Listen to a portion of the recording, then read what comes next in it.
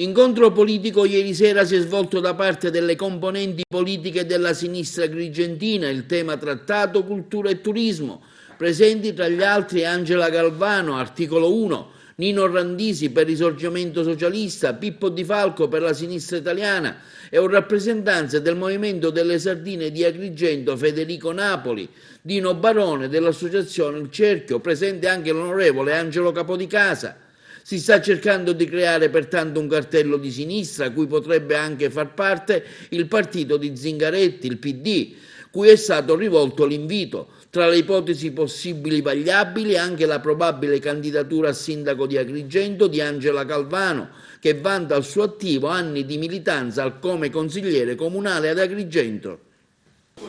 Sì, abbiamo già iniziato con vari incontri dove ci siamo confrontati, abbiamo iniziato a dialogare con la cittadinanza, non soltanto col mondo, con i militanti della sinistra, ma anche con i simpatizzanti, con coloro i quali fanno parte di associazioni culturali che si rivedono nei nostri valori e condividono i nostri ideali, nonché anche col Movimento delle Sardine, che oggi parteciperà a questo incontro in maniera propositiva e in maniera fattiva, come d'altronde anche agli altri partecipanti.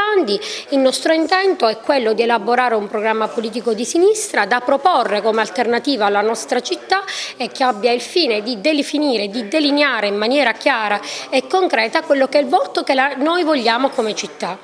E scenderà in campo in prima persona?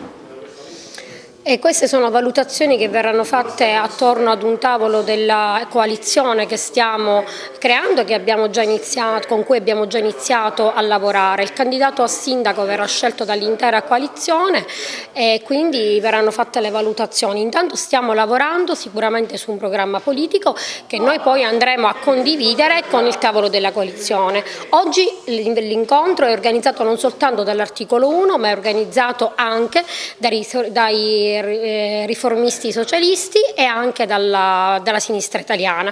Poi tutto ciò che verrà fuori da questi incontri e da questi tavoli tematici ovviamente verrà inserito in una bozza di programma che poi andremo a condividere in quello che sarà un tavolo della coalizione molto più ampio. Noi lavoriamo per una coalizione di centrosinistra. Questa sera siamo forze di sinistra che discutono, che ragionano su fatti concreti. Cultura e turismo sono dei punti di partenza per sviluppare un programma serio per questa città che purtroppo è relegata agli ultimi posti di tutte le classifiche. Quindi un programma che sia serio, concreto, di rinascita di questa città.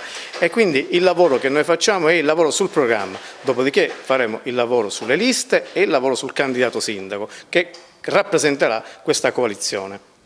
Quali previsioni pensate di avere?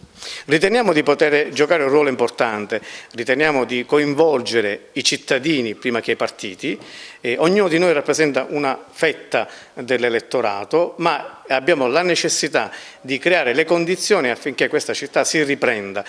Sì, speriamo di mettere assieme una alleanza larga di tutte le forze del centrosinistra e quindi stasera c'è un'iniziativa di carattere programmatico perché è giusto andare alle elezioni parlando innanzitutto di programmi.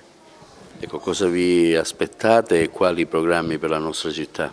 Ma certo, in breve è difficile dire.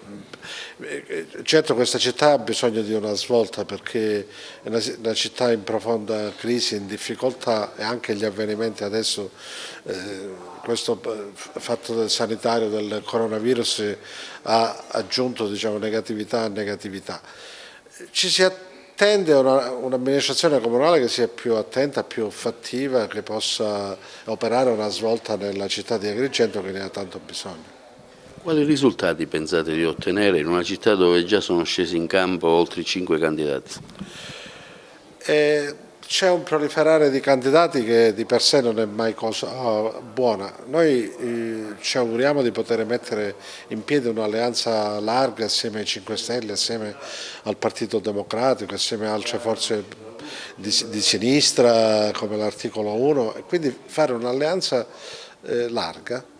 Io sono venuto qui soprattutto per parlare di 3 temi: scuola, misure concrete per le scuole agrigentine, università, che come capisce mi tocca particolarmente, e soprattutto sviluppo del territorio e mafia e criminalità. Ecco, da cosa nascono?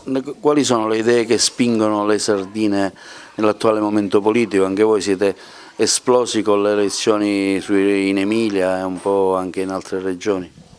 Allora, le sardine in generale nascono come movimento di risposta a un clima nel paese, posso dire, difficile, un clima di diffidenza verso chi è diverso, un clima di poco rispetto verso le regole costituzionali, le regole che diciamo fondano il nostro vivere comune.